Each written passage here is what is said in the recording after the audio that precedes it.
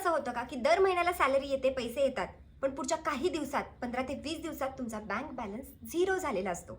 If yes, then this video literally save your financial future.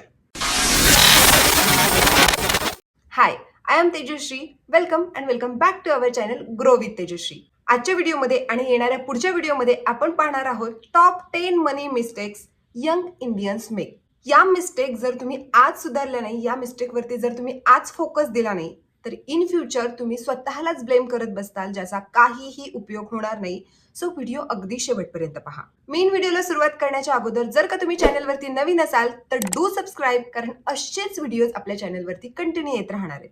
आणि bell icon click करायला विसरू नका, म्हणजे अशा व्हिडिओचे नोटिफिकेशन लवकर तुमच्यापर्यंत पोहोचतील आणि एकही व्हिडिओ तुमच्याकडून मिस होणार नाही. Let start without wasting time. सगळ्यात पहिली मिस्टेक, नो मंथली बजेट. पैसे आले की आपण खर्च करण्यावरती फोकस देतो आणि त्याच्यानंतर राहिलेले पैसे सेव्ह करू असा आपण विचार करतो, असं आपलं माइंडसेट असतं. ही सगळ्यात कॉमन मिस्टेक आहे. पीपल डोंट नो ते किती कमवतात, किती खर्च करतात, त्यांचा पैसा कुठे जातो. आणि याच्यासाठी तुम्हाला यूज करायचंय 50-30-20 रूल. म्हणजेच तुमचा येणारा पैसा, येणाऱ्या सॅलरीला तुम्हाला 3 पार्ट मध्ये डिवाइड करायचंय. 50% फॉर युअर नीड्स, म्हणजेच तुमचा जो काही मंथली एक्सपेन्स असेल, जे काही डेली खर्च असतील त्याच्यासाठी. 30% फॉर युअर वॉन्ट्स, म्हणजेच बाहेरचं खाणं, बाहेर फिरणं, मूवी, शॉपिंग हे सगळं. आणि 20% फॉर सेव्हिंग इन्व्हेस्टमेंट, ज्याच्यामध्ये तुम्ही SIP, mutual fund, emergency fund करू शकता. याच्यामुळे तुमचा पैसा तुम्हाला व्यवस्थित खर्चही करता येईल, तुमचे सगळे खर्चही होतील, प्लस पैसा सेव्हही होईल, तोही महिन्याच्या सुरुवातीला.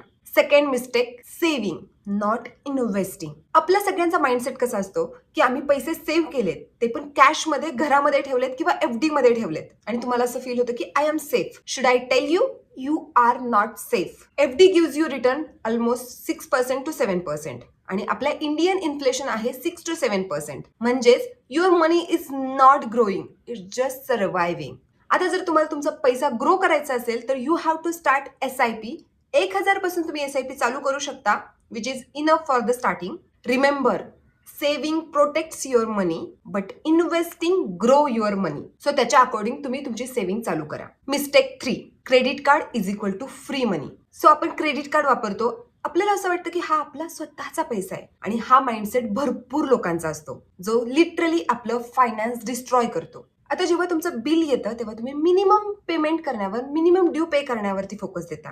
पण तुम्हाला माहितीये का, जेव्हा तुम्ही मिनिमम ड्यू पेमेंट करता आणि राहिलेल्या अमाऊंट वरती तुम्हाला किती इंटरेस्ट रेट पे करावा लागतो, तो इंटरेस्ट रेट असतो 35% to 45% annually, which is literally too much. आणि ही मिस्टेक भरपूर लोक करतात, कारण त्यांना माहितीच नसतं मिनिमम ड्यूचा ट्रॅप काय आहे तो. सो एकदम सिंपल मध्ये क्रेडिट कार्ड वापरू शकता, पण अगदी डेबिट कार्ड वापरतो ना तसं. म्हणजेच आपल्याकडे पैसे असतील आणि आपल्याला काही रिवॉर्ड्स क्रेडिट कार्ड थ्रू भेटत असतील, काही पॉइंट्स भेटत असतील, त्या केसमध्ये जेवढे आपल्याकडे पैसे आहेत त्याच्या अमाऊंटचा तुम्ही क्रेडिट कार्डचा खर्च करू शकता. आणि नेहमी लक्षात ठेवायचंय, तुम्हाला कधीही मिनिमम ड्यू पेमेंट करायचं नाहीये, फुल पेमेंट करायचंय, जेणेकरून तुमचं क्रेडिट कार्ड पण एकदम इफेक्टिव्हली यूज होईल. Fourth mistake, lifestyle inflation. Salary वाढली की महागडे phone, branded clothes, expensive food याच्याकडे आपला कल वाढतो, याच्याकडे आपलं जास्त लक्ष वेधतं. म्हणजेच सॅलरी इन्क्रीज झाली की आपलं एक्सपेन्सेसचं एक्सप्लोजन होतं.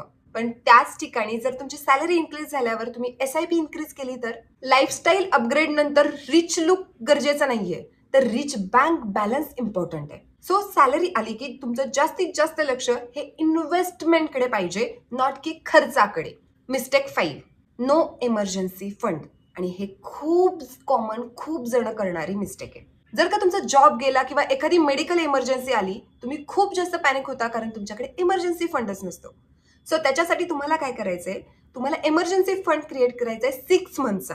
म्हणजेच तुमचा आज महिन्याचा एक्सपेन्स आहे ना, त्याच्या 6 पट पैसे तुम्हाला इमर्जन्सी फंड मध्ये ठेवायचे. ते पैसे तुम्ही एखाद्या हाय इंटरेस्ट सेव्हिंग अकाउंट मध्ये ठेवू शकता किंवा एखाद्या लिक्विड म्युच्युअल फंड मध्ये ठेवू शकता, जेणेकरून तुमच्या पैशाची व्हॅल्यू वाढत राहील. कारण लक्षात ठेवा, जेव्हा आपल्याकडे इमर्जन्सी फंड असतो ना, आपण लिटरली खूप पीसफुली जगू शकतो, कोणतीही इमर्जन्सी आली तरी. सो आजच्या व्हिडिओमध्ये आपण एवढेच 5 मिस्टेक पाहणार आहे, आणि पुढच्या येणाऱ्या व्हिडिओमध्ये आपण अजून 5 मिस्टेक कव्हर करणार आहे. सो तो व्हिडिओही पाहायला विसरू नका.